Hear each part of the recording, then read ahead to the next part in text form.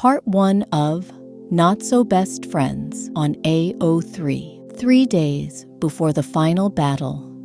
Chapter 1, The Movie Night, Monday, October 1987. Staring up at the ceiling, I found myself back in Nancy's bedroom and pushed all those memories aside. Now that I had Will around every single day again, it was damn hard to keep pretending he was just my best friend. Having him this close felt almost dangerous, and yet, I needed him the same way I needed air to breathe.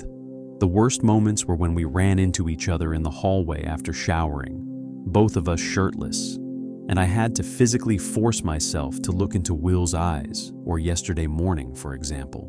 We were sitting side by side at the breakfast table, as usual, enjoying our waffles, when our toes brushed beneath the table, softly, and I just didn't want to pull my foot away.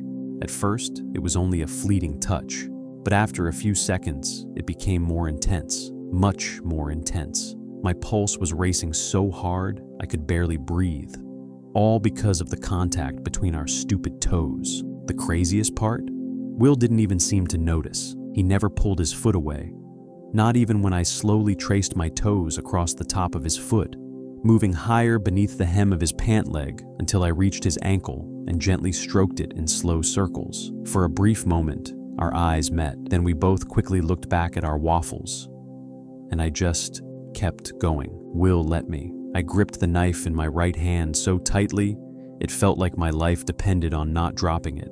Only when Joyce asked for the jam was I finally able to breathe normally again. After breakfast, I had needed a cold shower, and honestly, that was how most mornings had gone ever since the Byerses moved in with us. Sometimes our feet touched, sometimes our fingers, sometimes our knees, or I'd simply stare at him for far too long. It drove me completely insane, and at the same time, it filled me with a kind of happiness I could barely put into words.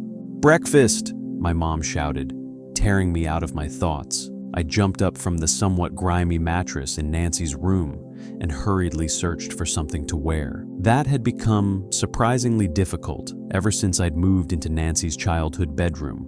Considering all my clothes were piled on her desk, I quickly checked my watch before fastening it around my wrist. 7 a.m. I slipped into a pair of black jeans and a green t-shirt and was just about to wake Nancy when I noticed her bed was empty, of course. "Breakfast!" my mom yelled again. "Coming!" When I walked into the kitchen, everyone was already seated at the table except for Nancy and Holly. Nancy was probably with Robin and Steve at the Squawk again, planning another crawl, while Holly was away camping with her class. Jonathan, Nancy's boyfriend, and Will's older brother, looked disappointed when I showed up alone.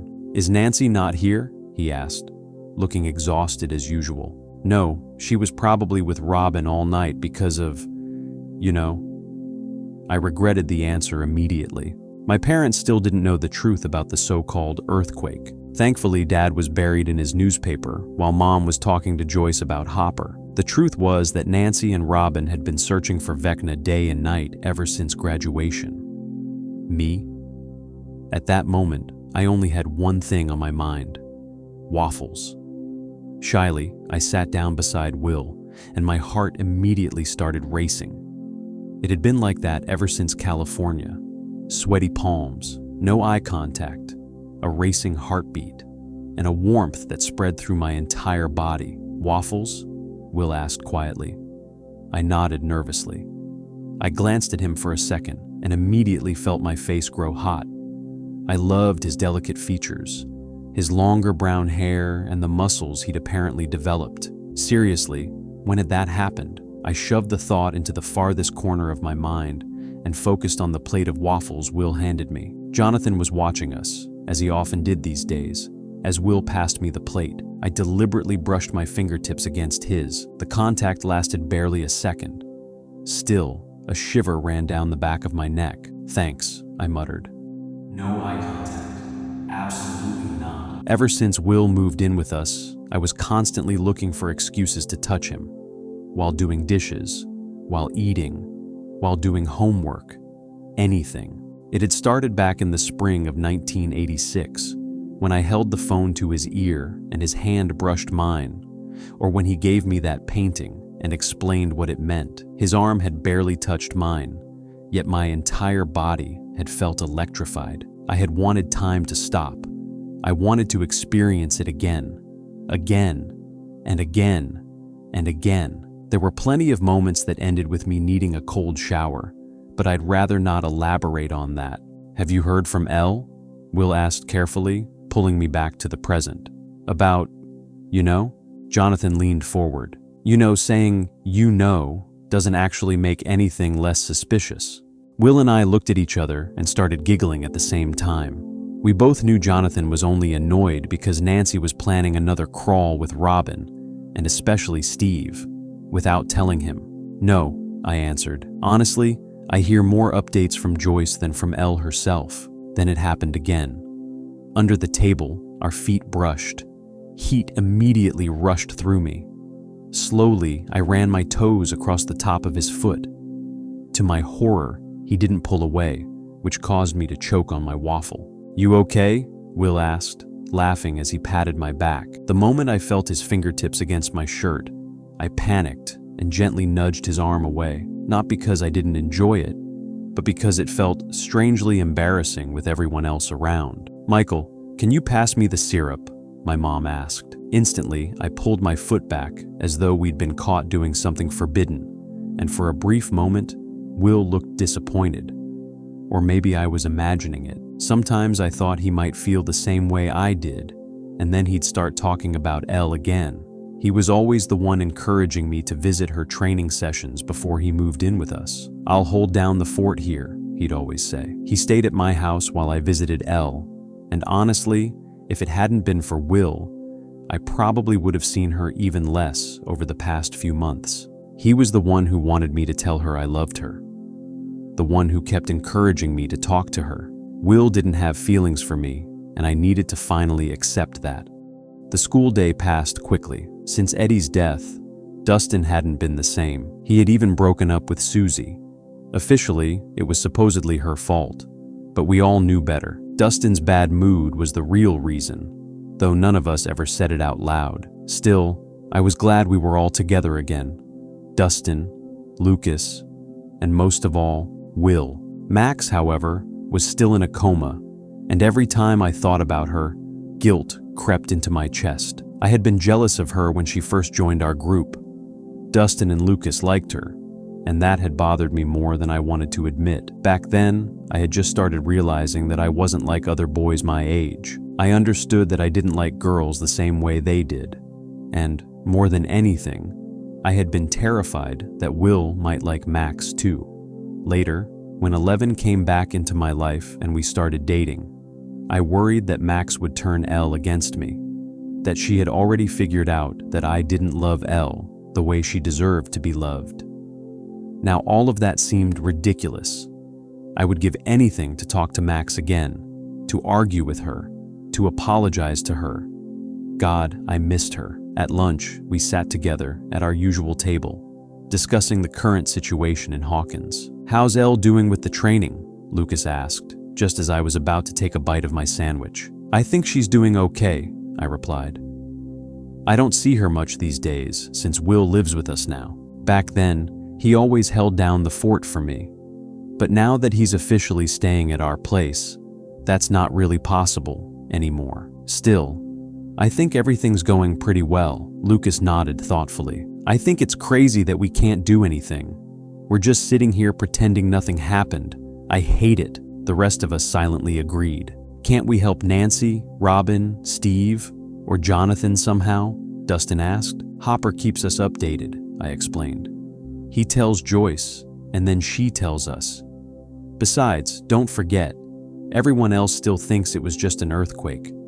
And unfortunately, they aren't handing out diplomas because Hawkins almost got destroyed. The others already graduated. Right now, they're the better choice for tracking down Henry. Dustin poked at his food in frustration. Lucas stared down at his apple.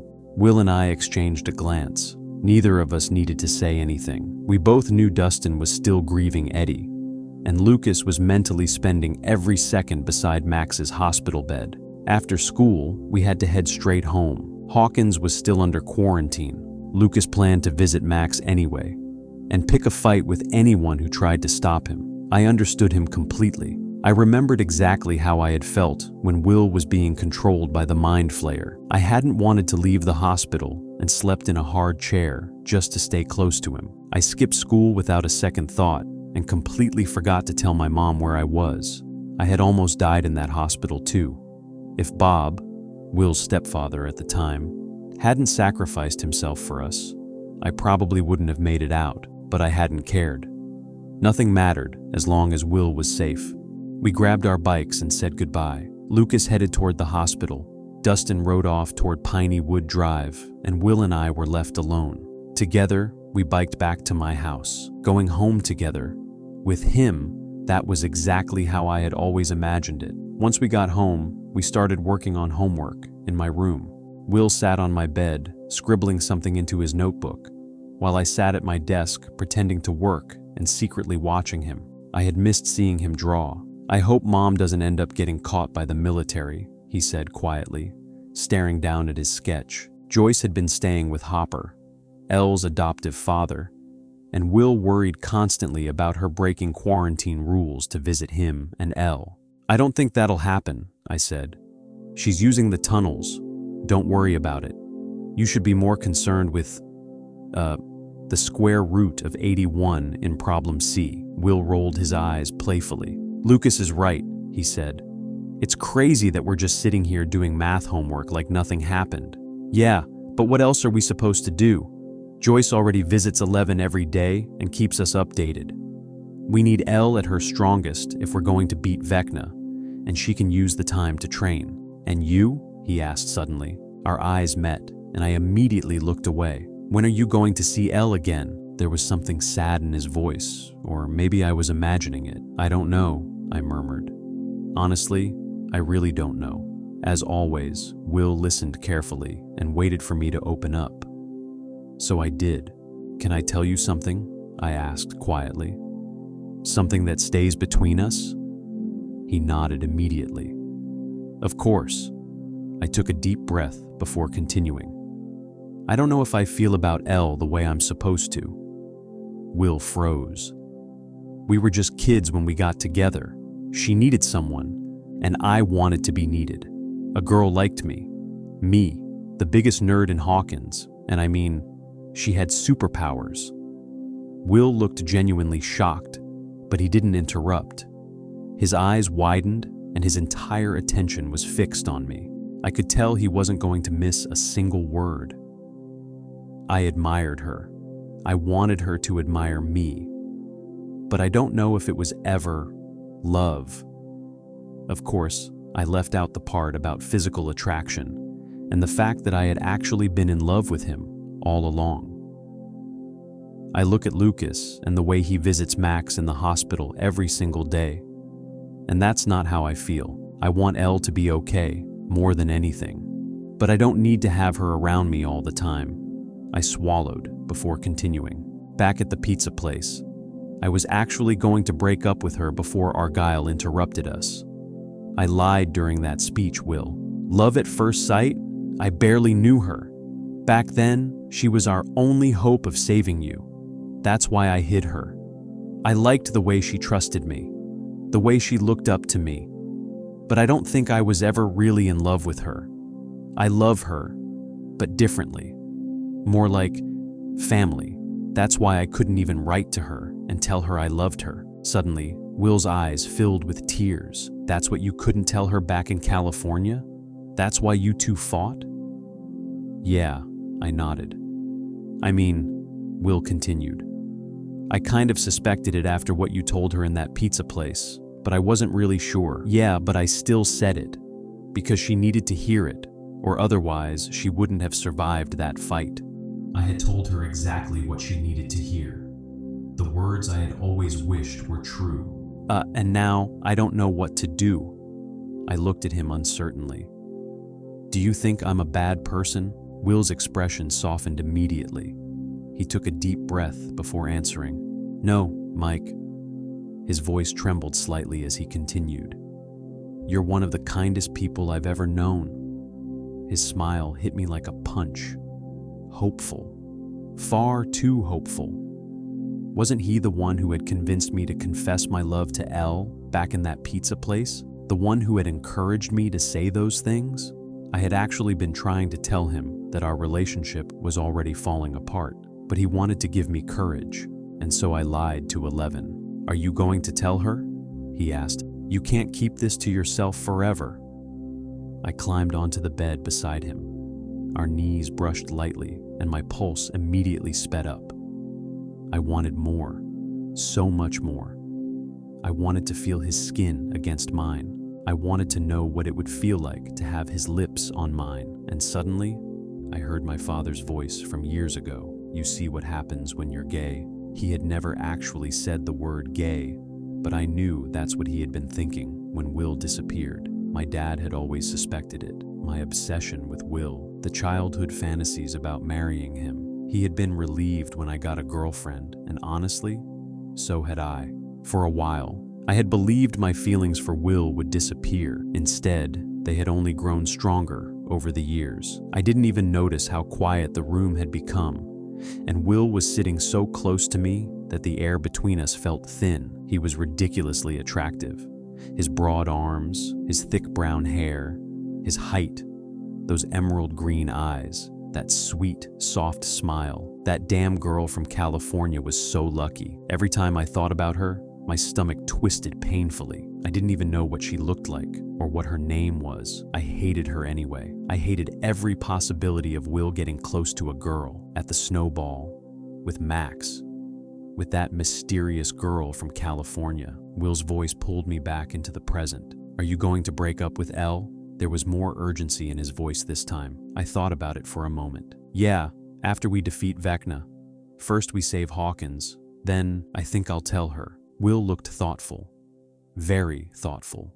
He stared at the floor as if wrestling with something inside himself. Then suddenly, his eyes widened. "You still have this?" He pulled out the folder containing all of his old drawings from beneath my bed. The folder I had been keeping there since we were kids. "Oh shit."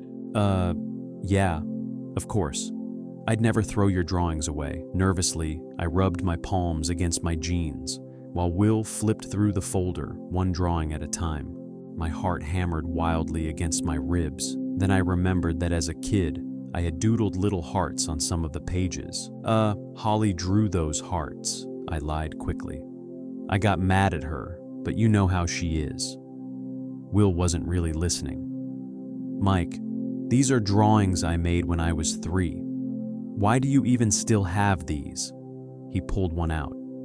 "This one, I actually wanted to throw it away. You said you'd get rid of it. You kept it?" He looked overwhelmed and a little embarrassed at the same time. My heart skipped. I moved a bit closer and leaned over his shoulder until we were sitting arm to arm. My breath brushed his cheek as I answered softly. "I just thought maybe someday you'd want to finish it. You never know." My face was burning now while Will continued staring at the drawings. "Mike, I just can't believe you kept all of them." "Of course I did. I even told Holly she wasn't allowed to take them off the basement walls." Silence. Slowly, Will turned toward me. Our faces were only inches apart, and suddenly he was staring at my lips. Then he looked into my eyes. "You should never stop drawing," I murmured. Now my gaze had drifted to his lips too. "You're incredibly talented." My voice was barely above a whisper, and a faint blush appeared on Will's cheeks. You really think so?" I noticed his eyes flicking back to my lips again. "Yeah, you're just incredible. I mean, incredibly good at drawing." Will swallowed. "You're pretty incredible too," he said, while our faces moved closer. I couldn't even tell which one of us leaned in first. Slowly, I slid my left hand closer to his. Our pinkies touched. My breathing grew heavier. Will's fingers twitched. Then he moved his hand too. Our fingers slipped together. Warm. His hand was warm, and he was breathing faster. Is that normal? Do friends do this? Hold hands while doing homework? And if they don't, Why wasn't he pulling away? And why did this feel so unbelievably right? Our fingers moved hesitantly together, like they were dancing some uncertain dance. My heart pounded in my throat. I could hear my blood rushing in my ears. The silence was overwhelming and somehow magical. I slid my hand further into his. He let me. The room suddenly felt unbearably hot. How could one touch do this? It had never felt like this with Elle. I could barely stand the tension between us. Could he actually be like me? Did I have a chance? That was what I had wanted to find out back in California. Instead, I had only come home even more confused. Our hands were fully intertwined now, and Will took a shaky breath. I watched his chest rise and fall. I leaned forward a little more. And then, a loud pounding on the door. We both jumped and instantly tore our hands apart. Yeah? I called, annoyed. It's me, Nancy. Open the door. Why is it even locked? I jumped off the bed and opened it, hoping nobody could hear my heartbeat. We're doing homework. What do you want? I snapped. Nancy narrowed her eyes. Why is your face so red? Do you have a fever? What do you want, Nance? Do you still have those figures from that stupid game you guys always played? Will and I exchanged a glance. D&D. And yes, of course I still have them. Why? I could never have thrown that game away. Nothing connected Will and me more. I walked over to my closet, grabbed the box, and handed it to my sister. Nancy immediately opened it. For a crawl plan, don't wait up for me tonight. Robin and I are turning the studio into a base. Somewhere the military won't find us. She was already digging through the pieces. Oh, and can you come up with an excuse for Mom and Dad? And maybe for the military too, if they check? Then she was gone. I rolled my eyes. Sisters? Will laughed softly. Then he said, we should do something to cheer Dustin and Lucas up. Maybe a movie night? Typical Will, always caring about everyone else. I thought for a moment, then an idea struck me. We could have a sleepover. Dustin and Lucas can sleep in the basement, and I avoided his gaze, can share Nancy's room. Finally, I looked at him. He was beaming. That's a great idea. What about the quarantine? He asked. I grinned. Dustin's basically in his rebellious phase right now, and Lucas has Erica. The entire military is probably more afraid of Erica than they are of Elle. There it was again. That laugh of Will's. The one I loved so much. The rest of the day passed surprisingly quickly. My mom, Lucas, and Dustin had already agreed to movie night. Mom actually thought it was a good idea, especially considering how down Lucas and Dustin had been lately. After finishing our homework, Will and I retreated to the basement. We talked about Dustin, about Elle's training, and about the tense situation in Hawkins. Will was the only person I felt safe enough to share my deepest fears with, so eventually I brought up Holly, my little sister. I'm worried about Holly, I admitted after a while. Will immediately looked attentive. Because of that imaginary friend? I nodded. Yeah, she keeps saying he protects her from monsters. And every time I tell her there are no monsters, I feel like the biggest liar alive. We both know monsters exist. Do you think it could be him? Vecna? Will considered it. Have you asked her what he looks like? Besides, I don't think Vecna would want to protect her. True, but every time I try talking to her about it, she shuts down because Mom and her teacher keep questioning her. Could you maybe… never mind. You want me to talk to her? He smiled softly. I can try. Statements like that made it impossible not to love him. That would be great, I said quietly. It's just, she likes you more than she likes me. You draw with her. Sometimes I feel like she connects with you better than she does with me. You're good at this kind of thing. Will looked genuinely startled. That's not true. You're a great big brother. I smiled. Thanks for trying, but we both know that's not true. I hesitated before adding, thank you for talking to her. It really means a lot. By now, we were sitting close enough that our shoulders and knees were touching. When our eyes met, there was barely any space left between our faces. I'd be happy to do it for you, Will said softly, almost whispering. And you are a great big brother. My heart fluttered uncontrollably. I couldn't stop my gaze from drifting to his lips again, and without meaning to, I remembered that night at the movie theater in Starcourt Mall. After my date with Elle, when we'd gone to see Day of the Dead, that had been the first time I'd ever wondered what Will's lips would feel like against mine, and the exact same feeling washed over me now. I wanted to pull him closer, wanted to run my hand through his thick brown hair and kiss him, but it was a fantasy, and I knew it.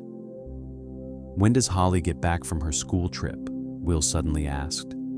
I nearly choked on air. Oh, the day after tomorrow, I think. He was about to say something else when his expression changed. His brow tightened, his eyes became serious, and every alarm bell in my body immediately started ringing. What is it?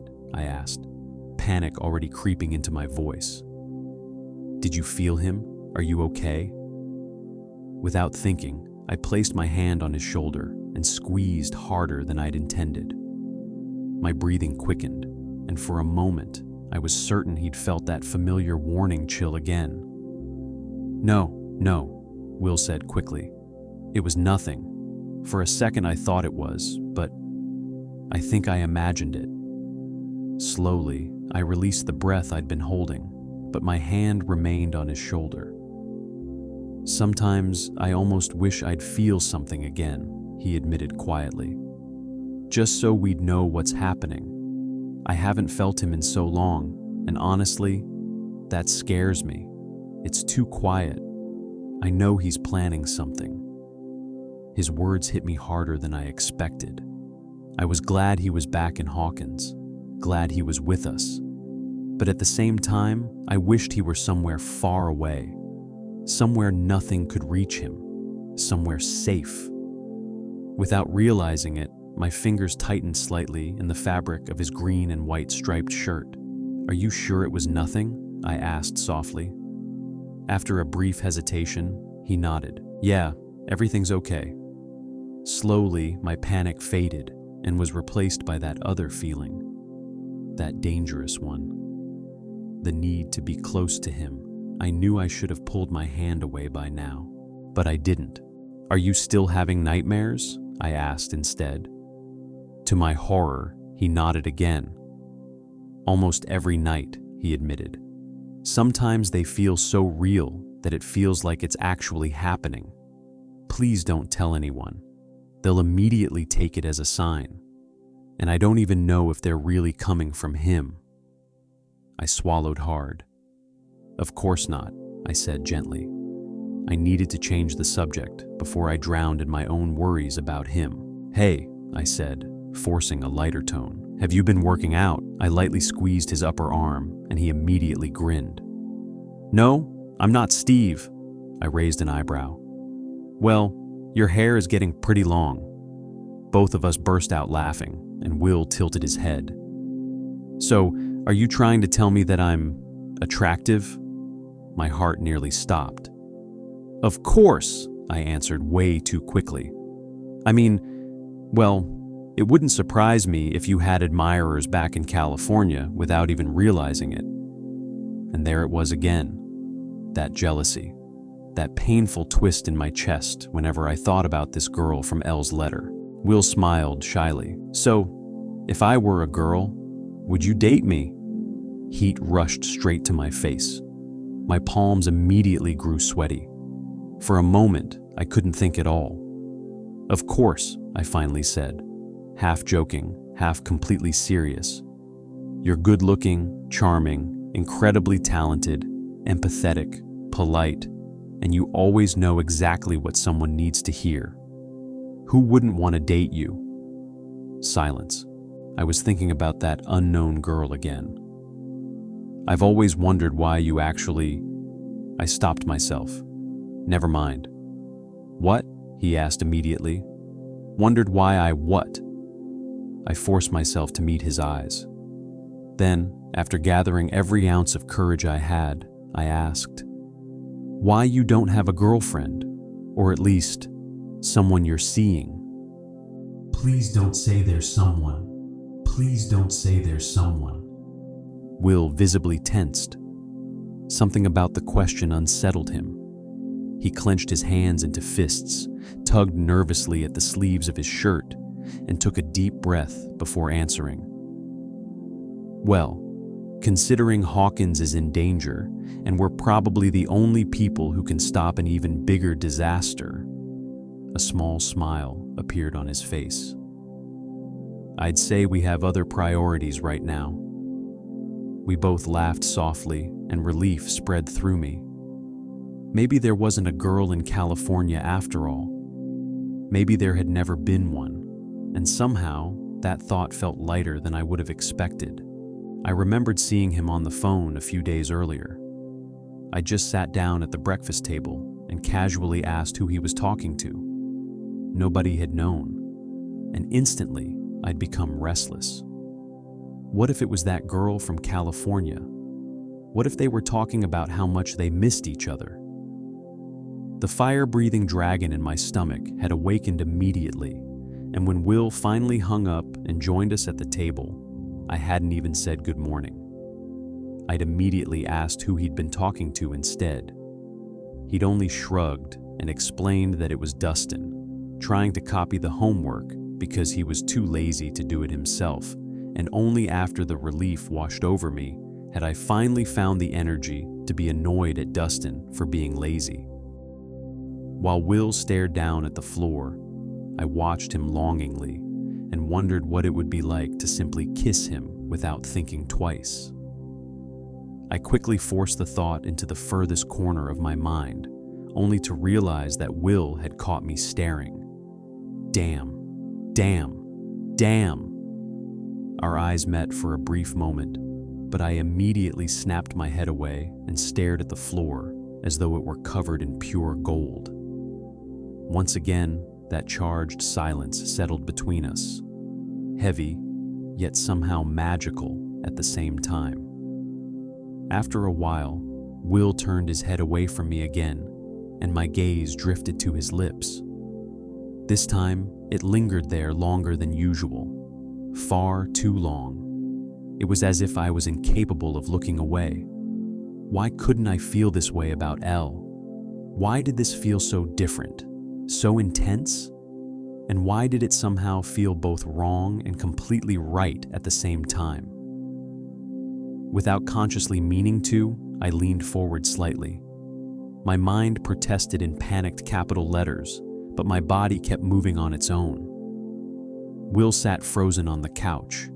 His fingers dug deeper into the leather cushion beneath him. His breathing grew noticeably faster.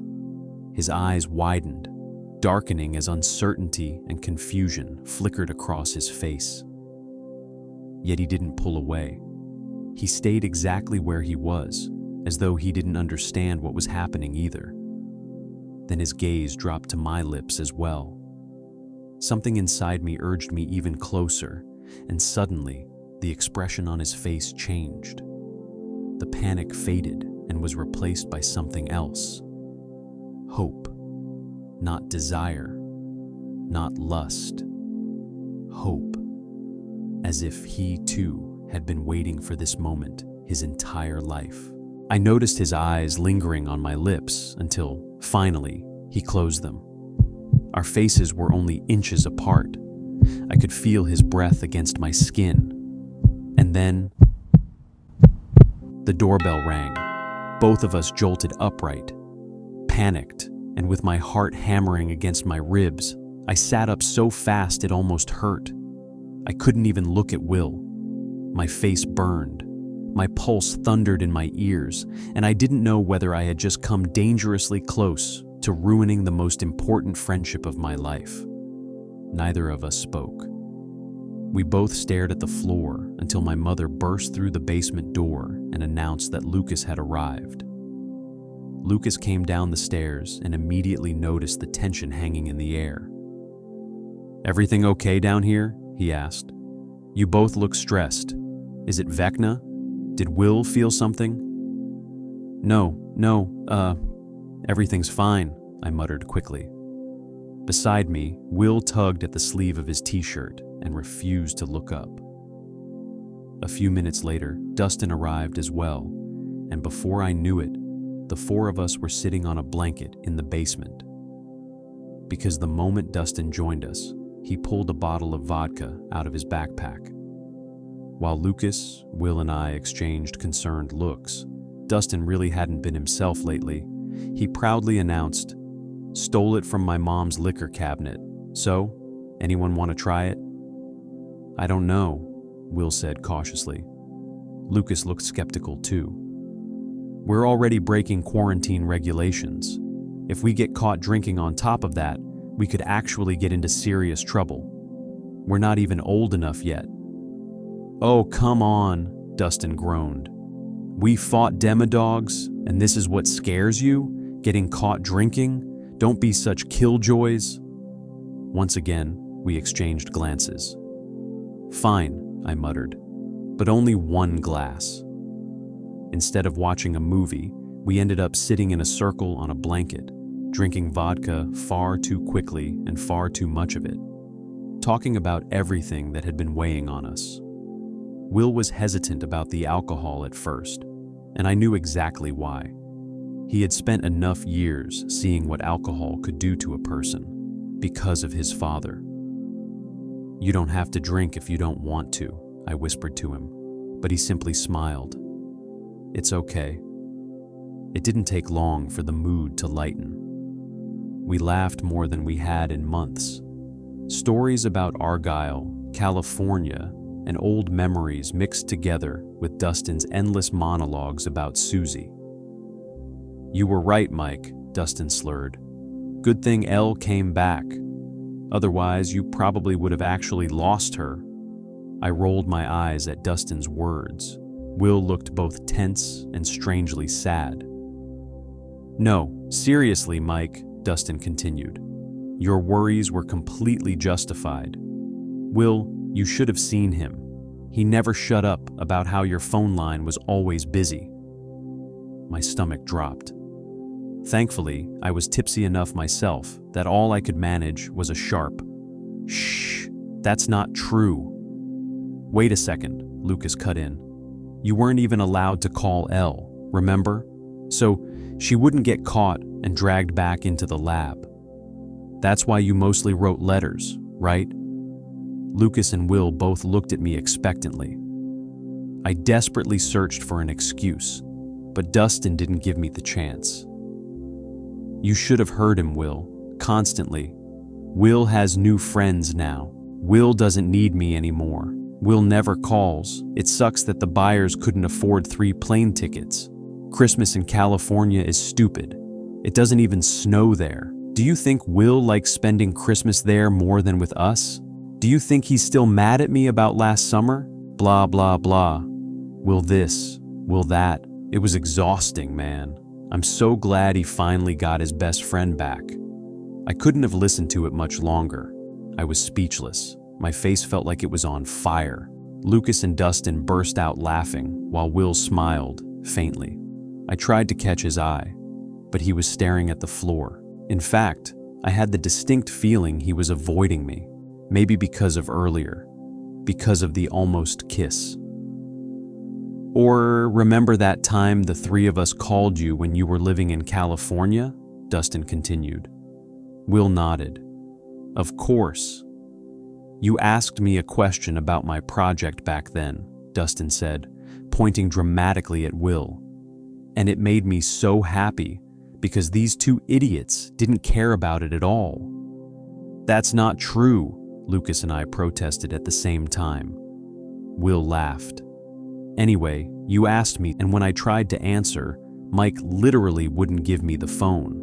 He held on to the receiver like his life depended on it, so I couldn't talk to you. Then he answered your question himself, in his Will voice, remember? Mike, do you remember?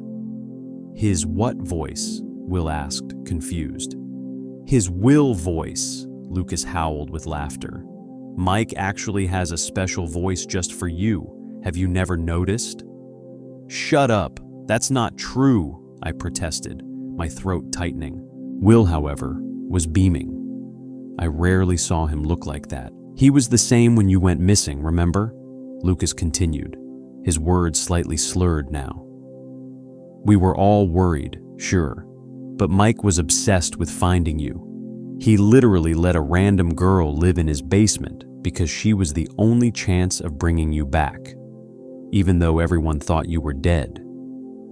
Honestly, I thought he'd completely lost it when he said he'd heard your voice through the walkie-talkie and that Elle was somehow making it happen with her powers. And a few years later, she's your sister, Will, and your girlfriend, Mike. The stuff we've been through is actually insane. Cheers to that. He raised his glass and took a long drink. At that moment, I wished more than anything that the floor would open up and swallow me whole. Even a portal to the upside down would have been convenient right now. I glanced at Will. He was smiling nervously, listening closely. But you should have seen Mike when they pulled your fake body out of the lake, Lucas said. That was insane, man. Yeah, Dustin agreed. It looked exactly like you. Will smirked. I know, you've told me that story 1,000 times. But Mike was so upset that he literally screamed at Elle. Dustin burst out laughing while my chest tightened and my hands trembled slightly. Still, I forced a laugh. Yeah, I'd completely forgotten about that. What's wrong with you? What's wrong with you? Lucas and Dustin mimicked in unison, dissolving into laughter. Will looked horrified. You yelled at Elle? Heat flooded my face. You yelled at Elle because of me? He asked, staring at me. My heart slammed against my ribs.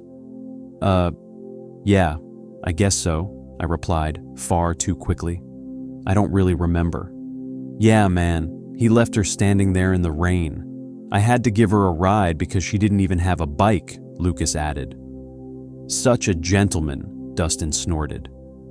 Or when you punched Troy Walsh at Will's memorial because he was still making jokes about him, Lucas said. That was legendary, especially the part where Elle made him pee himself, Dustin wheezed. Will stared at me. You've told me the peeing story 1,000 times, but I still can't believe you actually attacked Troy fucking Walsh because of me. Oh, did Will Byers just said the word fucking out loud?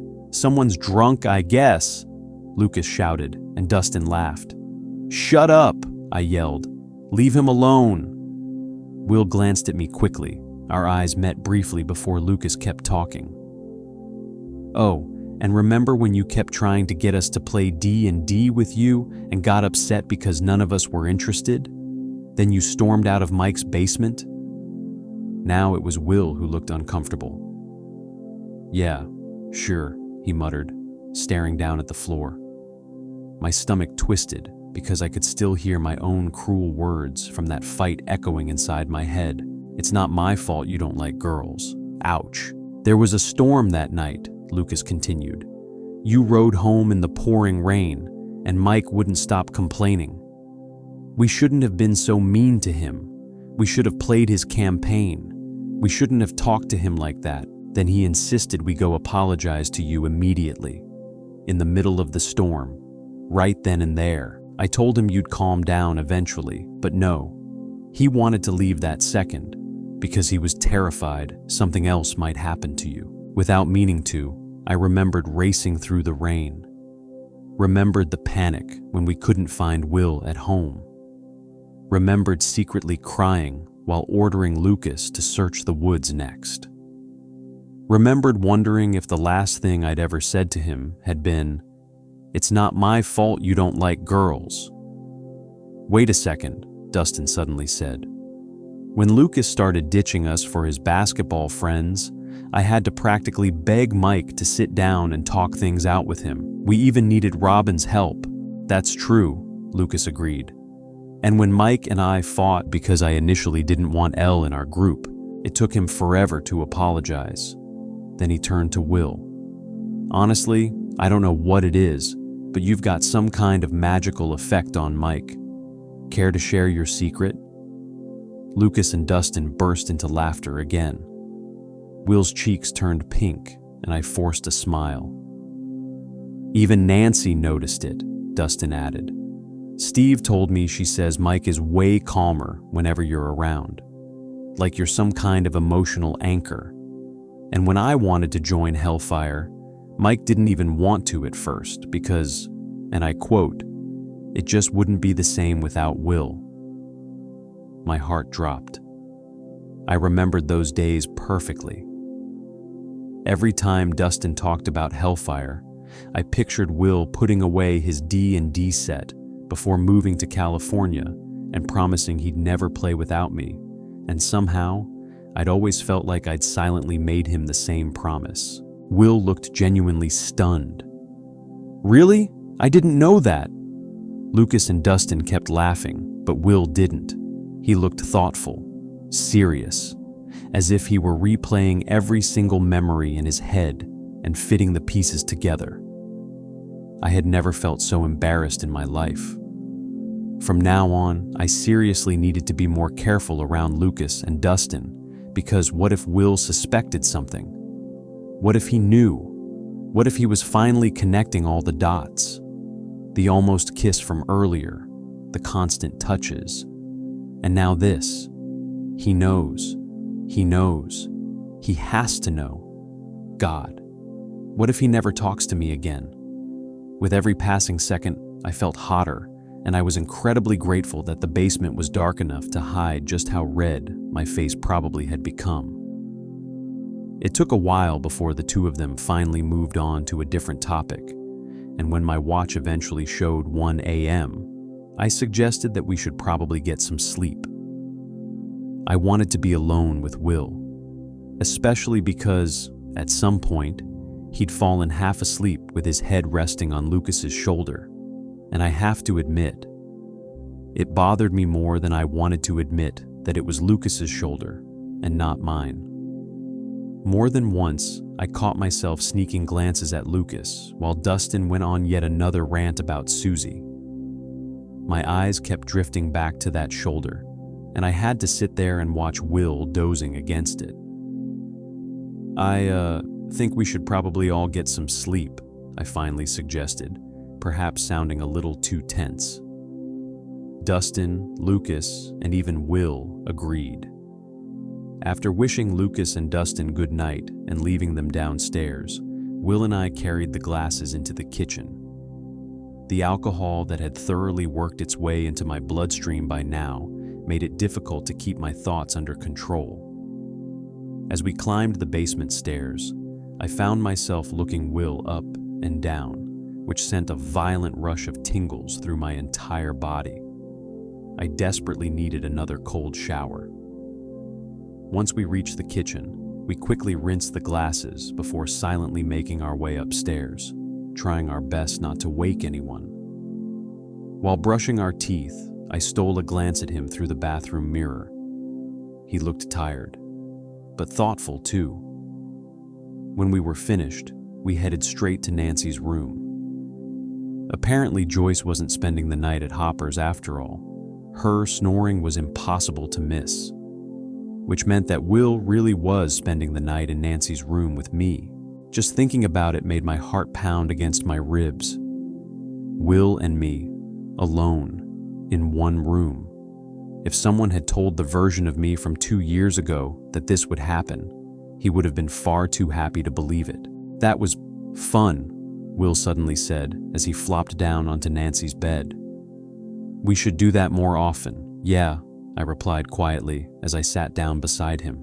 We were facing each other, our bodies turned slightly inward. As I sat down, I deliberately placed my hand so that my fingertips brushed lightly against his. A shiver ran down my spine when he didn't pull away. Part of me had been afraid he might feel uncomfortable around me now that he knew how much I'd missed him while he was living in California. I had no idea how I was supposed to act around him anymore. Then he took a deep breath. "Can I ask you something?" His voice was careful, almost nervous. I nodded slowly. "Sure." He inhaled again before speaking. "I'll admit, I was kind of mad at you and Lucas when I found out you'd joined a D&D club."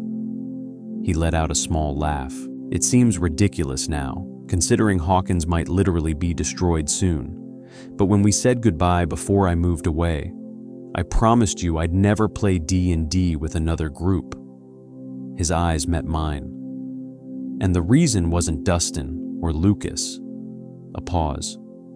"It was you, Mike." He looked completely serious. "It always felt like our game somehow, and when I heard about Hellfire, I was pretty angry. I just didn't want to show it." My chest tightened. "The only reason I got over it so quickly was because you immediately kept saying you'd ask Eddie if I could join next time I visited. It wasn't that I desperately wanted to play. I was just happy that you thought of me right away, even though I never told you I was upset." His voice softened. "It was like you somehow knew it hurt. So, I guess what I'm asking is..." He hesitated. "Was Dustin right earlier? Is it true that you didn't even want to join the club at first because of me?" Heat rushed into my cheeks. "Yeah, of course, and it was never the same without you. Never." I looked down at my hands. I'd already asked Eddie about Christmas too. My voice turned quieter. "But you never came to visit us." The accusation slipped out before I could stop it. Will looked down. "I know." His voice was barely above a whisper. "Mom couldn't afford 3 plane tickets, and I just figured..." He hesitated. "You'd probably be happier seeing Elle than seeing me." "That's not true." The words came out much harsher than I intended. Will looked up in surprise. I immediately felt tears threatening behind my eyes. "I know I wasn't exactly the best friend before you moved away, but I missed you." I swallowed hard. "I missed you a lot." Will's expression softened. "Then why didn't you tell me you were trying to call me when we fought at Rinkomania?" His voice trembled slightly. "I was so hurt because I thought you'd found cooler friends, like Eddie and his club." He looked away. "And that you'd forgotten about me. That I didn't matter to you anymore, Mike." He swallowed. "And that was my biggest fear before we moved." Silence. I didn't know what to say without making a complete fool of myself. If only he knew. If only he knew how much I'd missed him. How life had felt more like surviving than living. How I could barely eat, barely sleep. How I'd spent countless afternoons sulking, crying, or sitting alone in the basement because he hadn't called. How devastated I'd been when he didn't come for Christmas. How completely heartbroken I'd felt because I thought I'd lost him, and how Hawkins had never truly felt like home without him in it. I'm so sorry," I began. "For everything." I swallowed hard. "Will, you don't mean nothing to me. Quite the opposite. I acted so stupidly when I was in California because Because I was jealous. Because I have feelings for you that I'm not supposed to have. Because I was just as afraid that I'd stopped mattering to you." My voice trembled. "You barely called me. You weren't here for Christmas, and Elle kept writing these letters about how great everything was and how well you were all doing. And I was just hurt." I stared down at my hands. "I kept imagining that you weren't calling because I'd been such a terrible friend and that you were happier without me." A painful laugh escaped me. "You have no idea how much that hurt. It felt like it was killing me, like it was eating me alive from the inside. I only joined Hellfire after one of the days when I'd tried to call you again and you didn't answer or call back. I wiped my eyes. I was so angry that I convinced myself that if you could make new friends, then so could I. I shook my head. Maybe I wanted to punish you somehow. A tear rolled down my cheek. And I'm sorry for that, Will, really. I looked at him. At first, I didn't even know Joyce had gotten a new job. Every time I called and couldn't get through, I thought you were talking to your new friends, people who didn't treat you like air. My voice cracked. I was angry because I thought you'd broken your promise not to replace me. I stopped myself. I mean, not to play D&D with another group. A bitter smile crossed my face, and eventually I just assumed I'd lost you. I looked away, and that my biggest fear had come true. A shaky breath left my lips. Actually, fear isn't even the right word. It consumed me. The tears finally spilled over, and this time I didn't try to stop them. Across from me, Will's cheeks were wet too. You didn't lose me, Mike. His voice was breaking. You never will, okay? No matter where we will end up one day. I laughed weakly through my tears. Oh yeah? I searched for the words. Then why didn't you tell me, I hesitated, that you liked a girl? Will looked genuinely shocked. What? What girl? I don't know. The accusation slipped into my voice before I could stop it. Elle wrote that you'd been drawing a lot. She thought you were planning to give one of the drawings to some girl because you'd been acting weird and wouldn't show her one of them. I looked away. I thought at first it was the painting, but I shook my head.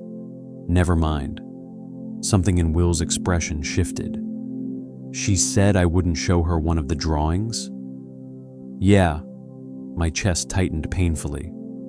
I thought you'd tell me if you liked someone. My voice dropped. I thought we told each other everything. I swallowed. And when you didn't, I figured, I laughed bitterly, that maybe I'd stopped being important to you, or maybe I'd done something to lose your trust. Will sat quietly for a moment before speaking. Mike, his eyes met mine. Is that why you asked me downstairs if I was seeing someone? I nodded. Yeah. I rubbed the back of my neck. I mean, mostly because I've always wondered why you don't have a girlfriend. A nervous laugh escaped me. Because honestly, if you wanted one, you definitely could. I hesitated. But yeah, also because of the mysterious California girl. A faint blush appeared on Will's cheeks. I drew a lot of pictures, but none of them were for a girl. His voice softened. You have to believe me, okay? Then he turned away. Something about the subject clearly upset him. I'm sorry, Will. I didn't mean... It's okay. His answer came too quickly. I think we should get some sleep. He stood up abruptly. I'm gonna take a shower. Now? I blinked. Then suddenly his eyes widened. Oh, crap. What? I left my pajamas downstairs. That's not a problem. I immediately stood. You can borrow something from me. I searched through Nancy's room. When I handed him an old cream-colored pajama set with faded yellow stripes, he only muttered a quiet, thanks, without looking at me. Will, what did I... But he was already gone. I changed into my own pajamas and climbed into bed, staring at the ceiling while replaying our conversation over and over again. What had I said? Why had he gotten so upset? None of the drawings had been for a girl, so I'd blamed him for nothing, but damn, sometimes I acted like a child. Especially when I was afraid of losing Will, and that had always been my biggest problem. About 20 minutes later, Will came back, fresh from the shower. His hair still damp, smelling faintly of cherries, wearing my pajamas, which were much too big for him. I couldn't help smiling. He looked ridiculously adorable. The sleeves completely swallowed his hands, dangling past his fingertips, while the pant legs dragged across the floor. When did you get so tall? Will asked, while trying to roll up the sleeves. Then he noticed me staring. "Where's Jonathan and his camera when you need him?" I grinned. Will rolled his eyes. I'd actually let someone take a picture of me. Unlike you. "Hey," I laughed. "That's not fair. You've always been allowed to photograph me. Only Mom, Lucas, Dustin, Nancy, and Dad aren't." Will chuckled. "I don't understand why you're so camera shy." His words faltered. "You look so g—" He stopped himself, and if I wasn't imagining things, he blushed. "I just don't like being photographed." I shrugged. "The only reason you're allowed to do it is because, well, because I guess you're you." Damn it. I was doing it again, flirting. I couldn't help myself. Not when he looked so stupidly cute, struggling with those oversized sleeves. Will smiled nervously and moved toward the mattress on the floor. "Dude," I stopped him. "You don't have to sleep on that old thing." I patted the bed beside me. "You can sleep up here." His expression immediately turned uncertain. "You slept on the floor when I was the spy, remember? You didn't sleep in the bed with me." I laughed. "Yeah, because your room was freezing." "You left the window open," I pointed dramatically. "I would have had to sleep right next to it. I was wearing a hoodie and a vest inside a sleeping bag just to avoid freezing to death." We both laughed. Then his smile faded. "I still can't believe you did that for me." His voice grew quieter. "You never left my side. Mom told me you were the only one who understood that I'd probably die if Elle closed the gate too soon." His eyes glistened. "You saved me." A pause. "Like you always do." Heat rushed into my face. I looked away. "I just couldn't lose you again." Will stared at me, and I hesitated before continuing. "The day they pulled that fake body out of the quarry, I wished it had taken me too. I know that sounds crazy." Tears blurred my vision. "But I could feel that it wasn't you. I knew you were still out there somewhere, fighting for your life."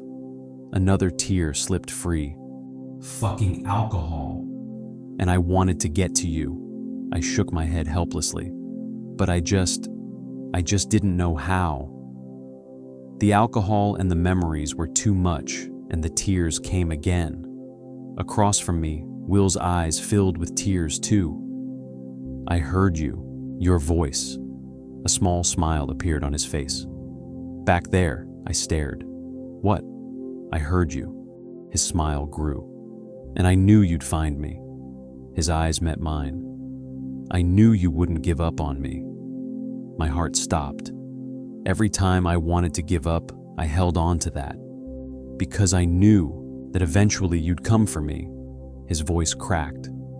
"Right before Mom and Hopper found me, I dreamed about you." "Really?" The word burst out of me. "Yeah." Will smiled at the memory. It gave me hope. His eyes softened. I wasn't scared anymore. I stopped fighting it. "Well, wait." I stared at him. "You were about to, and the last thing you were thinking about was—" I couldn't even finish the sentence. "Me? Why didn't I know this? What did you dream about?" "Well, it wasn't really a dream, more like a memory. It just felt like a dream, like I was there again. Maybe I was hallucinating." And what memory was that?" I asked nervously. "Well, I was trapped in the library in the Upside Down when Hopper and Mom rescued me, and when I saw the library, I immediately thought about how we used to sit on the floor there during lunch breaks, making up D&D stories together. You always told me about Stephen King, remember?" I forced myself to nod, but I was so shocked by this new information that I needed a moment to process it. "Yeah, those were good times. So carefree." Will smiled softly, lost in the memory. We just sat there, both crying. Me in Nancy's bed, Will on the nearly moldy mattress, until I couldn't take it anymore. "So, are you coming over here or what?" I said with a laugh, patting the right side of the bed. Will didn't need to be asked twice. He climbed under the blanket beside me, turning onto his right side while I turned onto my left, and our eyes met. "Man, I'm really drunk," I muttered. "Yeah, me too," he replied, suddenly smiling into space. "What is it?" I asked. "Do you remember those sleepovers we used to have in your basement? How we'd stay up all night playing D&D and Nintendo, and you'd tell me about stories you wanted to write while I was supposed to draw them? And how we'd lie awake until 4 in the morning because neither of us could fall asleep?" My heart immediately fluttered. Of course. How could I ever forget? I used to read The Lord of the Rings to you because I didn't want to read it alone, and then you'd make up street names for Hawkins. Will laughed. I shifted a little closer to him as he rested his right hand beside his pillow, placed my left hand beside my own, and slowly let it drift toward his. "Or remember," he continued, "when I showed you my favorite songs? I honestly thought you'd be the only person who would ever like them, until Lucas and Dustin told me years later that you actually hated them and only pretended to like them because of me. You even memorized the lyrics." Our hands moved closer. "Yeah, well, you have terrible taste in music," I laughed, while our pinkies brushed between the pillows. Hesitantly, they hooked together. "But you always looked so excited when you showed them to me," I admitted. "I didn't want to take that away from you." Will smiled. "I didn't want any of it to end," he said quietly. "That's why I acted like such an idiot when you guys stopped wanting to play D&D. It felt like I was losing everything, but those were the best years of my life." "Will, you don't need to apologize. If anyone does, it's Lucas and me, especially me." Summoning all my courage, I wrapped my other fingers around his hand. He returned the gesture, threading his fingers through mine. After a moment of hesitation, he said softly, "Home was always bad back then, as you probably remember, because of my dad. But down here, in your basement, I always felt at home, safe." Our fingers were tightly intertwined now. His skin felt warm against mine, and I never wanted to let go. "What is it?" he asked quietly. "Why are you looking at me like that?" "Because I was such an idiot. That day we fought in the rain, Mike, I'm not mad about that anymore. You've apologized so many times." "I know, but I regret not playing D&D with you more often before you moved away. I thought I had to grow up and be cool, and I neglected everything that actually mattered. Then you left, and I've never felt so alone in my life. Hawkins without you isn't Hawkins. Christmas without you wasn't Christmas. You could have at least called and told me you weren't coming for Christmas, but instead I was standing at the airport and didn't find out until 11 showed up by herself. Unwillingly, I was pulled back into that memory. That winter morning, standing in the airport with a huge smile on my face, barely able to contain my excitement because I was finally going to see Will and 11 again, especially Will. I'd missed him so much. For weeks, I'd been planning all the things we would do together when he got here, and then Elle appeared in the crowd, but Will wasn't there. The joy vanished from me instantly. My mouth fell open as Elle came running toward me alone, grinning from ear to ear, and wrapped me in a hug. Before she could even kiss me, my first question was, "Where's Will?" I refused to accept that he wasn't coming, so my eyes kept scanning the airport, convinced he'd appear any second, but he was nowhere. "Mrs. Byers couldn't afford 3 plane tickets," 11 explained, "and Will offered me his. He said it was okay. He's so nice." Will's voice pulled me back to the present. "I thought you'd be happier if Elle took the ticket," he said quietly. "And I did call. Karen said you were downstairs with Elle, and I didn't want to interrupt. She was supposed to tell you Merry Christmas." I remembered. God, I remembered. It was awful. Elle and I were sitting in the basement watching a Christmas movie, and I had to suppress my sulking over the fact that Will hadn't shown up at the airport because I didn't want to hurt her feelings. I kept asking her questions about life in California, trying to figure out between the lines what Will was doing and who he was spending his time with. But she didn't seem interested in talking about it and would rather keep watching the movie. That only made me angrier at him. He was probably hanging out with his new friends and hadn't wanted to come at all, because otherwise, he wouldn't have given Elle the ticket so easily. Otherwise, he would have at least been sad that he couldn't be here. Otherwise, he would have told me beforehand and said how disappointed he was. I couldn't focus on the movie at all. My thoughts kept circling back to Will. What did his new friends look like? I imagined them as stereotypical Californians. Flip-flops, sunglasses, maybe even ridiculous hats. Maybe Will looked like that now too. Maybe he wasn't interested in board games or D&D anymore. Maybe he liked cooler things now. What were cool Californian games anyway? Did they even play games? Or did they just hang out on the beach all day? Besides, it was way too warm there. Winter wasn't even fun without snow. Why had he offered Elle the ticket immediately? He didn't seem upset at all about not seeing me again. Whatever, I told myself.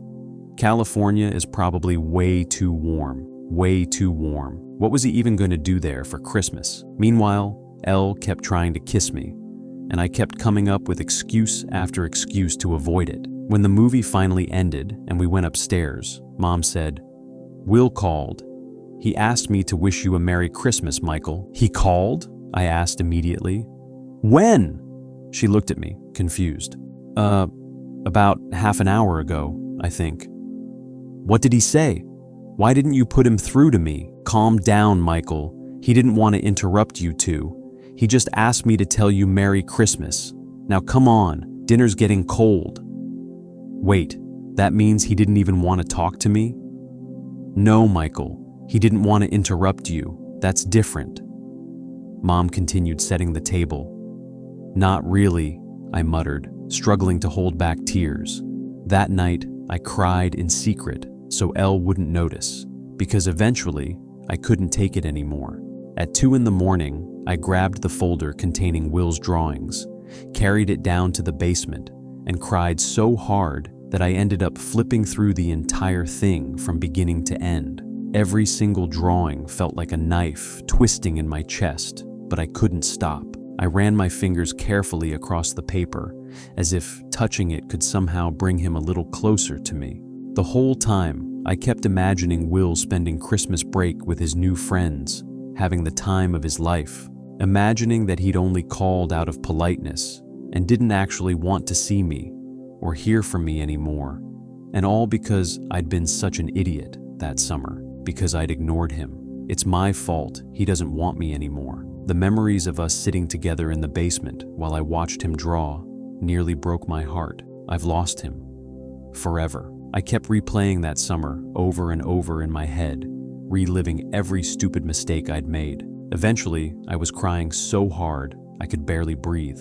At one point, I came dangerously close to calling him at 2 a.m, just to ask if he missed me. I'd even started planning how I could pack a bag and fly to California without my parents' permission. In the end, I fell asleep on the couch with the folder clutched against my chest. Thankfully, I woke up before Elle the next morning, so she never found out. Those were the worst Christmases of my life. Once again, Will pulled me back to the present. "Didn't she tell you?" he asked softly. "The Merry Christmas part, I mean." I squeezed his hand tighter. "Will, I really wanted to see you again. Christmas was always our thing. I tried to let go of all those memories in the basement by pushing them away." Like ripping off a bandage?" he asked. "Exactly. Like pretending it never happened so it wouldn't hurt anymore. Does that make sense to you?" A few tears rolled down Will's flushed cheeks, and I finally stopped trying to hold back my own. "Yeah," he whispered. "It makes sense. I was just scared you'd forgotten me." Will looked at me. "I could never forget you, Mike. Never. Remember when I was the spy? I forgot everyone except you and Mom. My heart jumped into my throat. Back then, I genuinely believed he might never remember me again. And for a few horrible seconds, I'd been convinced it would stay that way forever. Until he'd said my name.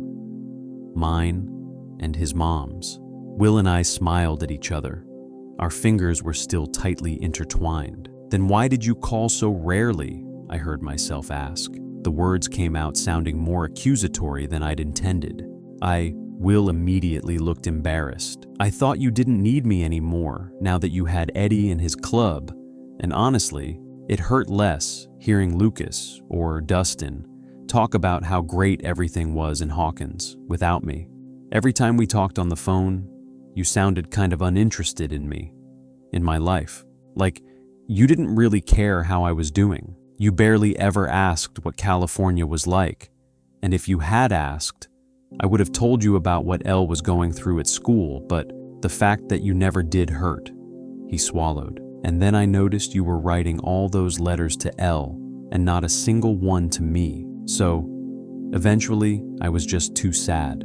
Every time I dialed your number, I'd think, he probably doesn't even want to talk to me anyway. And then I'd hang up. I felt shocked, ashamed, and heartbroken at the same time. I squeezed his hand a little tighter. The whole time I blamed him for not calling me, when actually it was my fault that he didn't. I'm sorry. I don't even know how many times I'd have to apologize to make any of this right. I was a complete asshole to you. I hoped you'd call me every day, every single day. Trust me, I drove Dustin crazy with it." "Yeah," Will said with a laugh. "I learned that tonight. I'm serious. I was a complete wreck without you." I moved a little closer. Now only a few inches separated us. I could feel his mint-scented breath against my skin, and the air between us suddenly felt thinner. Everything inside me tingled. "It was my fault," I added. "No," Will said quietly, moving closer too. "I could have called more often as well." Our noses were almost touching now. Our feet brushed beneath the blanket, and this time, at the exact same moment, we both began absent-mindedly tracing the tops of each other's feet with our toes. "Will, when we were in that van last spring," I began. "For a second, I thought, I swallowed the rest. I remembered how he'd encouraged me to tell Elle I loved her, and the question burning inside me stayed trapped behind my teeth. Something seemed to be weighing on him too, but I didn't dare ask. I couldn't risk our friendship again. The game our feet were playing grew faster, more deliberate, more intense. I had to suppress a small sound because the touches had become impossible to ignore. Neither of us dared look away. We moved closer, too close. My heart was beating faster than it ever had before, and I had the overwhelming feeling that our friendship was only one breath away from changing forever. I couldn't risk it. "We, should probably sleep," I finally managed, because if I'd looked into his beautiful green eyes, or at his glossy-looking lips, for even one more second, I might have done something I could never take back. "Yeah, okay," Will said nervously, looking away. "If you have a nightmare, wake me up, okay?" He smiled, faintly. "Thanks." Reluctantly, I let go of his hand, turned away, and switched off the light. My heartbeat thundered in my ears. The silence in the room was almost unbearable. I could hear Will breathing, the quiet ticking of my wristwatch, feel the warmth of his body beside mine. Screw it. Beneath the blanket, I searched for his hand again, because the alcohol in my bloodstream gave me just enough courage. When I found his fingers, I grabbed them, and even though I couldn't see him in the darkness, I felt him return the gesture immediately. His fingers slipped between mine, intertwining, holding on. "Good night, Mike," he whispered. "Good night, Will." I dreamed many things. First, 11 and Mr. Clark were trying to talk to me about my sexuality. Then Nancy, Robin, and Steve were all trying to convince me that monsters didn't exist, that I'd imagined everything. Oddly enough, they kept calling me Holly, and then it happened. Suddenly, I was standing in our classroom at school, and I saw Will, how he was hanging above the blackboard. Blood streamed from his eyes.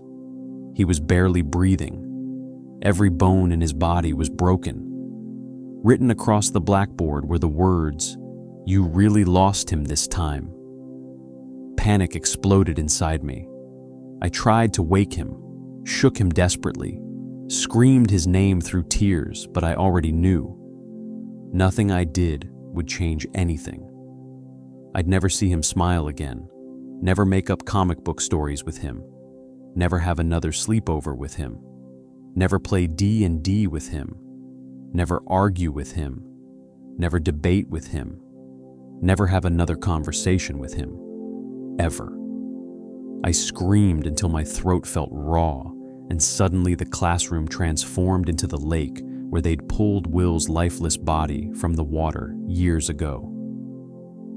I already explained it to you, Mike. There are no monsters. There is no upside down. You need to accept that, I heard Nancy saying. Confused, I turned toward her and immediately realized something was wrong. Nancy hadn't been there that night. She hadn't been there when they pulled Will from the water. So I screamed at her. "What's wrong with you?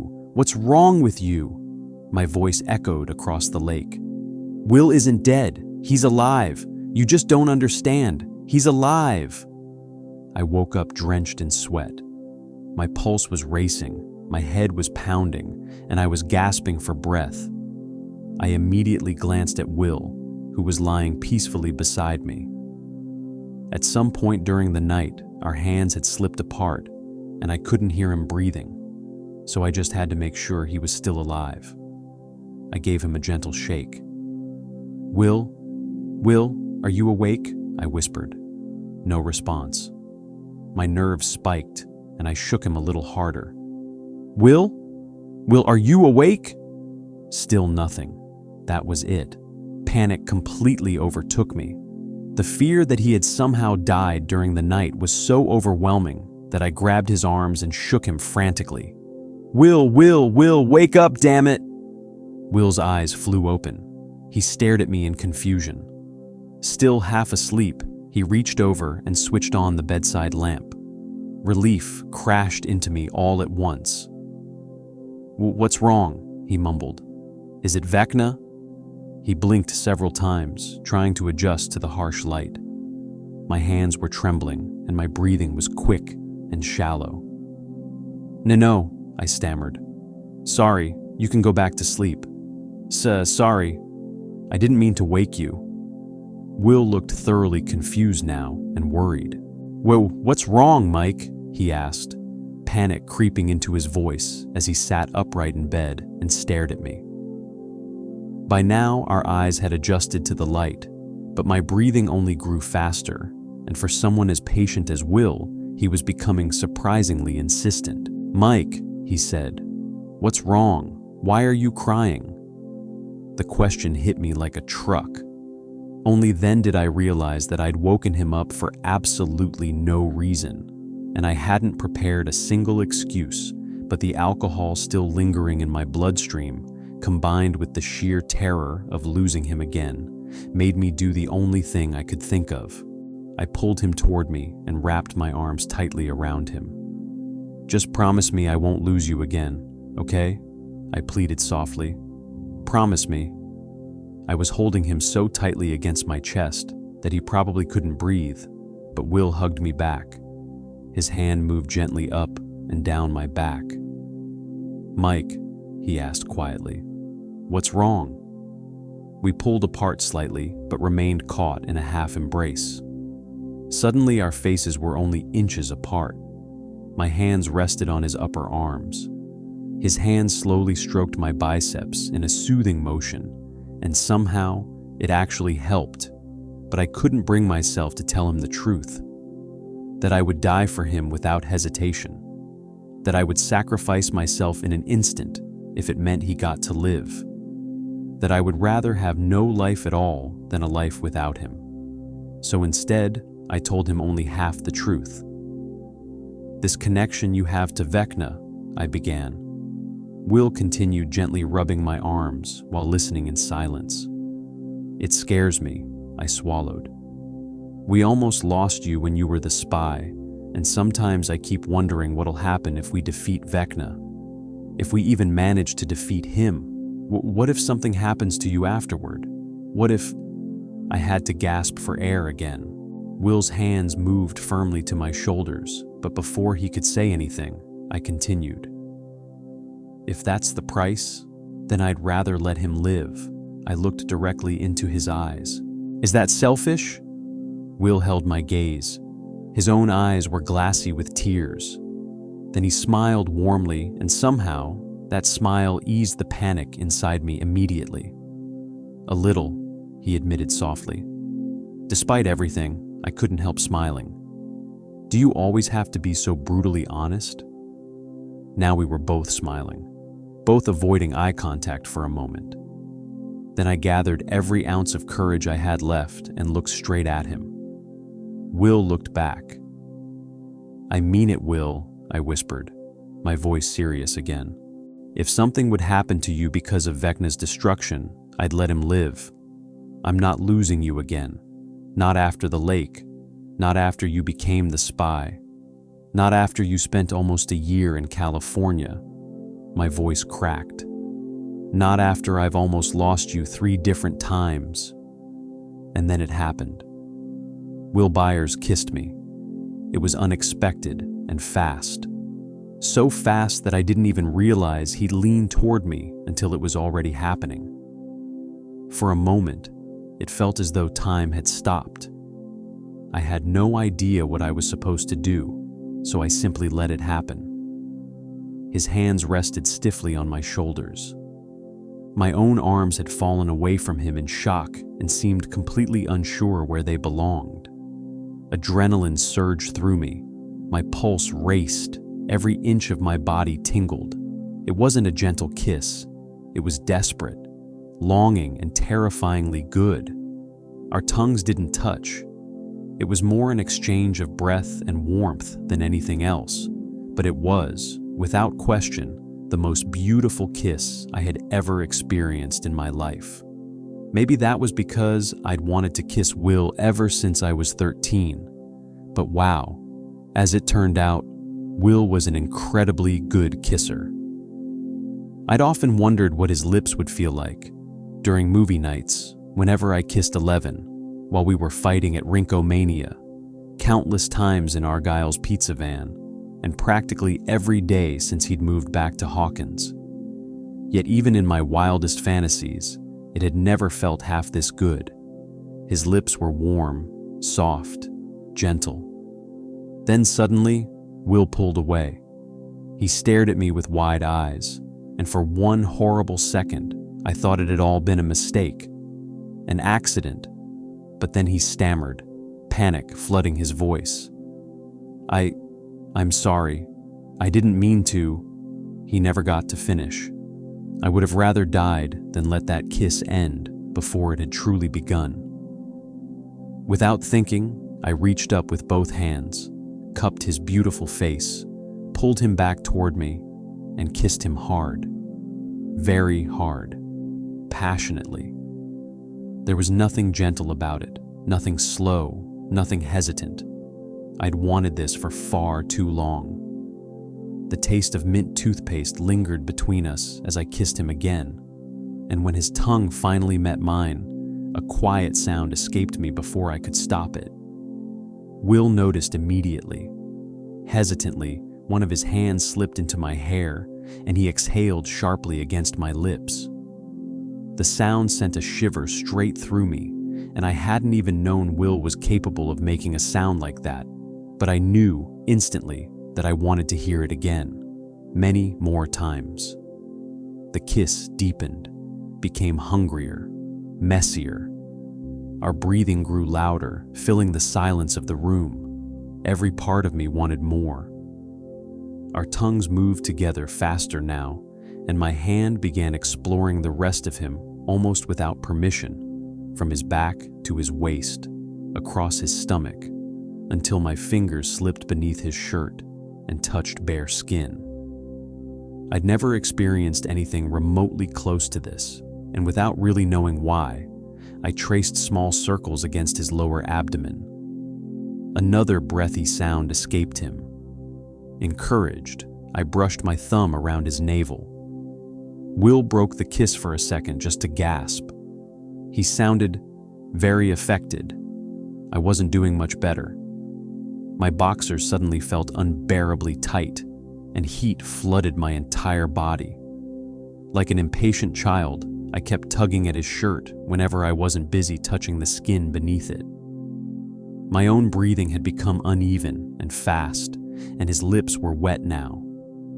Completely slick from our kisses, and my desire for him was becoming impossible to control. But then, somehow, it turned romantic. We slowed down, our foreheads touched, then our noses. We rubbed them gently together while trying to steady our breathing. Both of us knew what came next. There were only two possibilities. Either we crossed a line that would change something between us forever, or we went back to sleep and never spoke of this again. Our eyes remained closed, our noses still brushed together while listening to each other's breathing. Until, eventually, I made the decision for both of us. Because suddenly, they all came back. Every memory. Troy Walsh and James Dante calling Will a fag over and over. My dad talking about gay men as if they were disgusting. The way people blamed them for AIDS. The way the world treated them, and suddenly panic hit me all at once. Slowly, I pulled away from Will's embrace and opened my eyes. He opened his too. For a moment, we simply stared at each other, and my chest trembled. My breathing was still fast and deep, and so was his. I was painfully aware of how much I wanted him. I didn't know what else to say, except, good night. My voice sounded far more nervous than I'd intended. I turned away from him and lay down. After a silence that lasted far too long, Will switched off the bedside lamp without saying a word. I could still hear him breathing hard beside me, which really didn't help. He was so close, far too close, and every shaky breath he took only made it harder to calm down. I couldn't fall asleep without knowing whether he hated me for ending things so abruptly. So eventually, I rolled back toward him and moved a little closer, then a little closer still, until only a few inches separated us. I spent several long seconds arguing with myself over whether I should put an arm around him. In the end, I took the risk, and slowly, I wrapped my arm around his waist. To my surprise, he didn't pull away. Instead, he took my hand, shifted closer, and there, beneath the blanket, we curled together in the darkness. My nose brushed lightly against the back of his neck. Our legs tangled together, and our feet found each other once more. Will still seemed a little breathless, and after a while, his thumb began tracing gentle circles over mine. I returned the gesture. "Mike? Yeah? I'm sorry." His voice was barely a whisper. He sounded sad, and he didn't turn around. "No," I whispered back. Gently, I pressed my lips against the back of his neck, closed my eyes, focused on the steady rise and fall of his breathing.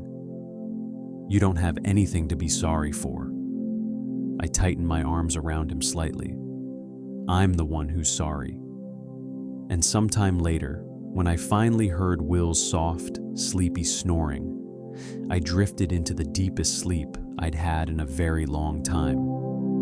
Not So Best Friends on AO3.